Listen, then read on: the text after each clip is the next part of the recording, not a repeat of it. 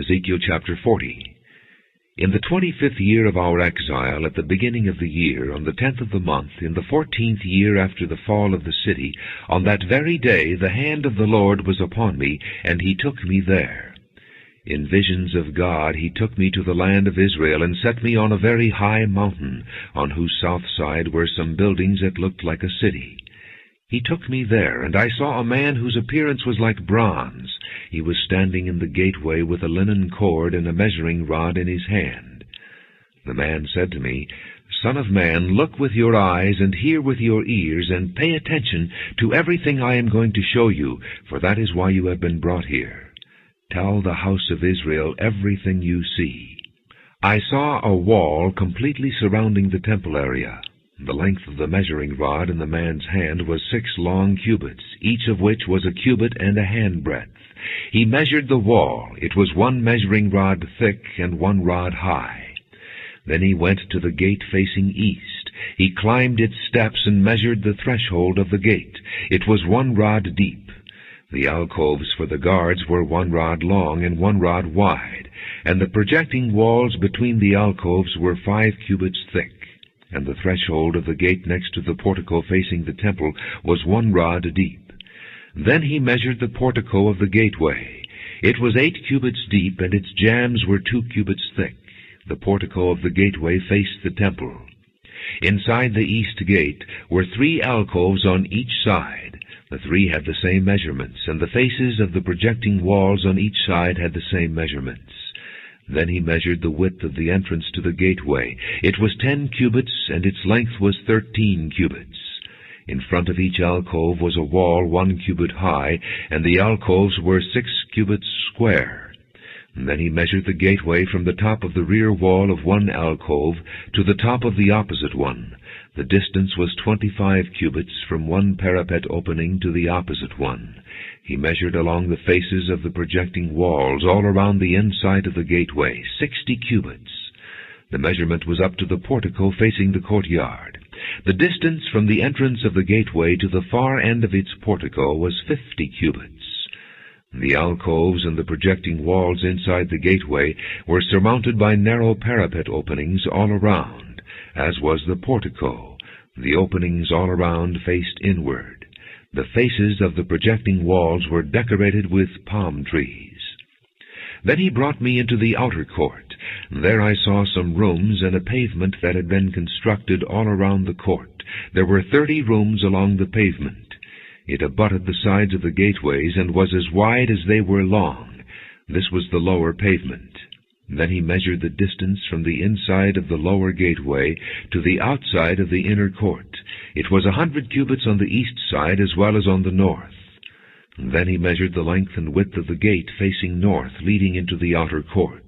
Its alcoves, 3 on each side, its projecting walls, and its portico had the same measurements as those of the first gateway. It was 50 cubits long and 25 cubits wide. Its openings, its portico, and its palm tree decorations had the same measurements as those of the gate facing east. 7 steps led up to it, with its portico opposite them. There was a gate to the inner court facing the north gate, just as there was on the east. He measured from 1 gate to the opposite one. It was 100 cubits. Then he led me to the south side, and I saw a gate facing south. He measured its jambs and its portico, and they had the same measurements as the others. The gateway and its portico had narrow openings all around, like the openings of the others. It was 50 cubits long and 25 cubits wide.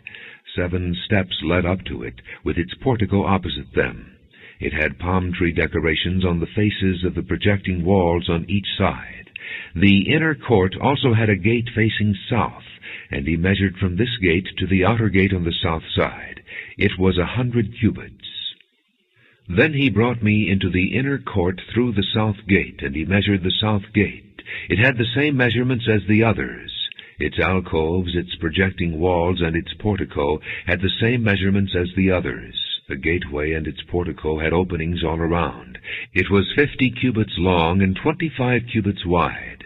And the porticos of the gateways around the inner court were 25 cubits wide and 5 cubits deep. Its portico faced the outer court. Palm trees decorated its jambs, and 8 steps led up to it. Then he brought me to the inner court on the east side, and he measured the gateway. It had the same measurements as the others. Its alcoves, its projecting walls, and its portico had the same measurements as the others. The gateway and its portico had openings all around. It was 50 cubits long and 25 cubits wide. Its portico faced the outer court. Palm trees decorated the jambs on either side, and 8 steps led up to it. Then he brought me to the north gate and measured it. It had the same measurements as the others, as did its alcoves, its projecting walls, and its portico, and it had openings all around. It was 50 cubits long and 25 cubits wide. Its portico faced the outer court. Palm trees decorated the jambs on either side, and 8 steps led up to it. A room with a doorway was by the portico in each of the inner gateways, where the burnt offerings were washed. In the portico of the gateway were 2 tables on each side, on which the burnt offerings, sin offerings, and guilt offerings were slaughtered. By the outside wall of the portico of the gateway, near the steps at the entrance to the north gateway, were 2 tables, and on the other side of the steps were 2 tables. So there were 4 tables on one side of the gateway and 4 on the other, 8 tables in all, on which the sacrifices were slaughtered. There were also 4 tables of dressed stone for the burnt offerings, each a cubit and a half long, a cubit and a half wide, and a cubit high. On them were placed the utensils for slaughtering the burnt offerings and the other sacrifices. And double-pronged hooks, each a handbreadth long, were attached to the wall all around. The tables were for the flesh of the offerings. Outside the inner gate, within the inner court, were 2 rooms, one at the side of the north gate and facing south, and another at the side of the south gate and facing north. He said to me, "The room facing south is for the priests who have charge of the temple, and the room facing north is for the priests who have charge of the altar. These are the sons of Zadok, who are the only Levites who may draw near to the Lord to minister before him." Then he measured the court. It was square, 100 cubits long and 100 cubits wide, and the altar was in front of the temple. He brought me to the portico of the temple and measured the jambs of the portico. They were 5 cubits wide on either side. The width of the entrance was 14 cubits, and its projecting walls were 3 cubits wide on either side. The portico was 20 cubits wide and 12 cubits from front to back. It was reached by a flight of stairs, and there were pillars on each side of the jambs. Ezekiel chapter 41. Then the man brought me to the outer sanctuary and measured the jambs. The width of the jambs was 6 cubits on each side. The entrance was 10 cubits wide, and the projecting walls on each side of it were 5 cubits wide. He also measured the outer sanctuary. It was 40 cubits long and 20 cubits wide. Then he went into the inner sanctuary and measured the jambs of the entrance. Each was 2 cubits wide. The entrance was 6 cubits wide, and the projecting walls on each side of it were 7 cubits wide. And he measured the length of the inner sanctuary. It was 20 cubits, and its width was 20 cubits across the end of the outer sanctuary. He said to me, "This is the most holy place." Then he measured the wall of the temple. It was 6 cubits thick, and each side room around the temple was 4 cubits wide. The side rooms were on 3 levels, one above the other, 30 on each level. There were ledges all around the wall of the temple to serve as supports for the side rooms, so that the supports were not inserted into the wall of the temple. The side rooms all around the temple were wider at each successive level. The structure surrounding the temple was built in ascending stages, so that the rooms widened as one went upward. A stairway went up from the lowest floor to the top floor through the middle floor. I saw that the temple had a raised base all around it, forming the foundation of the side rooms. It was the length of the rod, 6 long cubits. The outer wall of the side rooms was 5 cubits thick. The open area between the side rooms of the temple and the priest's rooms was 20 cubits wide all around the temple. There were entrances to the side rooms from the open area, one on the north and another on the south, and the base adjoining the open area was 5 cubits wide all around. The building facing the temple courtyard on the west side was 70 cubits wide. The wall of the building was 5 cubits thick all around, and its length was 90 cubits. Then he measured the temple. It was 100 cubits long, and the temple courtyard and the building with its walls were also 100 cubits long. The width of the temple courtyard on the east, including the front of the temple, was 100 cubits. Then he measured the length of the building facing the courtyard at the rear of the temple, including its galleries on each side. It was 100 cubits.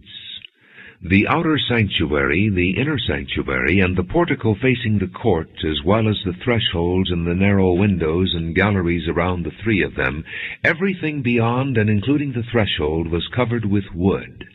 The floor, the wall up to the windows, and the windows were covered. In the space above the outside of the entrance to the inner sanctuary, and on the walls at regular intervals all around the inner and outer sanctuary, were carved cherubim and palm trees. Palm trees alternated with cherubim. Each cherub had 2 faces, the face of a man toward the palm tree on one side, and the face of a lion toward the palm tree on the other. They were carved all around the whole temple. From the floor to the area above the entrance, cherubim and palm trees were carved on the wall of the outer sanctuary. The outer sanctuary had a rectangular door frame, and the one at the front of the most holy place was similar. There was a wooden altar 3 cubits high and 2 cubits square. Its corners, its base, and its sides were of wood. The man said to me, "This is the table that is before the Lord." Both the outer sanctuary and the most holy place had double doors. Each door had 2 leaves, 2 hinged leaves for each door. And on the doors of the outer sanctuary were carved cherubim and palm trees like those carved on the walls, and there was a wooden overhang on the front of the portico. On the side walls of the portico were narrow windows with palm trees carved on each side. The side rooms of the temple also had overhangs. Luke chapter 15. Now the tax collectors and sinners were all gathering around to hear Jesus. But the Pharisees and the teachers of the law muttered, "This man welcomes sinners and eats with them." Then Jesus told them this parable. Suppose one of you has 100 sheep and loses one of them. Doesn't he leave the 99 in the open country and go after the lost sheep until he finds it? And when he finds it, he joyfully puts it on his shoulders and goes home. Then he calls his friends and neighbors together and says, "Rejoice with me, I've found my lost sheep." I tell you that in the same way, there will be more rejoicing in heaven over one sinner who repents than over 99 righteous people who do not need to repent. Or suppose a woman has 10 silver coins and loses one. Doesn't she light a lamp, sweep the house, and search carefully until she finds it? And when she finds it, she calls her friends and neighbors together and says, "Rejoice with me, I've found my lost coin." In the same way, I tell you, there is rejoicing in the presence of the angels of God over one sinner who repents.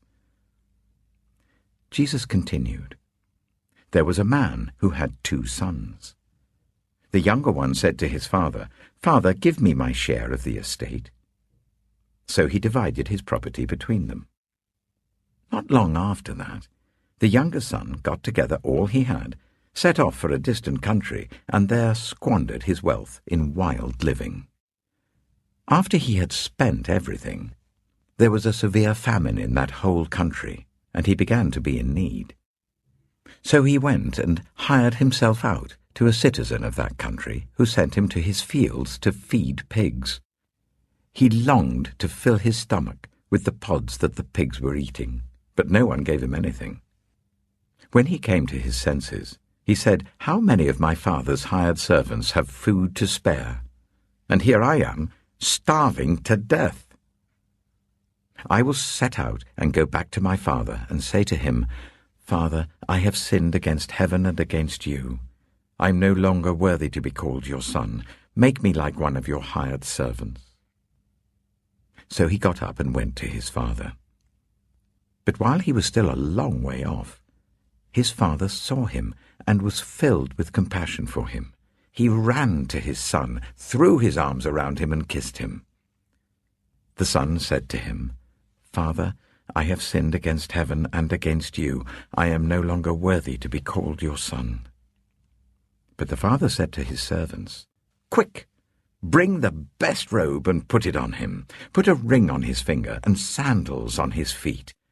Bring the fattened calf and kill it. Let's have a feast and celebrate. For this son of mine was dead and is alive again. He was lost and is found." So they began to celebrate. Meanwhile, the older son was in the field. When he came near the house, he heard music and dancing. So he called one of the servants and asked him what was going on. "Your brother has come," he replied, "and your father has killed the fattened calf, because he has him back safe and sound." The older brother became angry and refused to go in. So his father went out and pleaded with him. But he answered his father, "Look, all these years I've been slaving for you and never disobeyed your orders. Yet you never gave me even a young goat so I could celebrate with my friends. But when this son of yours, who has squandered your property with prostitutes, comes home, you kill the fattened calf for him." "My son," the father said, "you are always with me, and everything I have is yours. But we had to celebrate and be glad, because this brother of yours was dead and is alive again. He was lost and is found."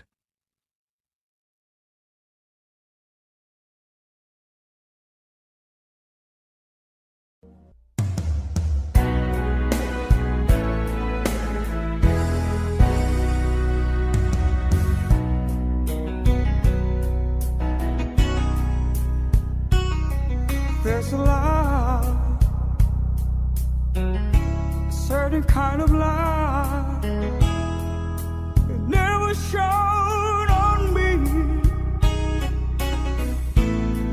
I want my life to live with you, to live with you. There's a way.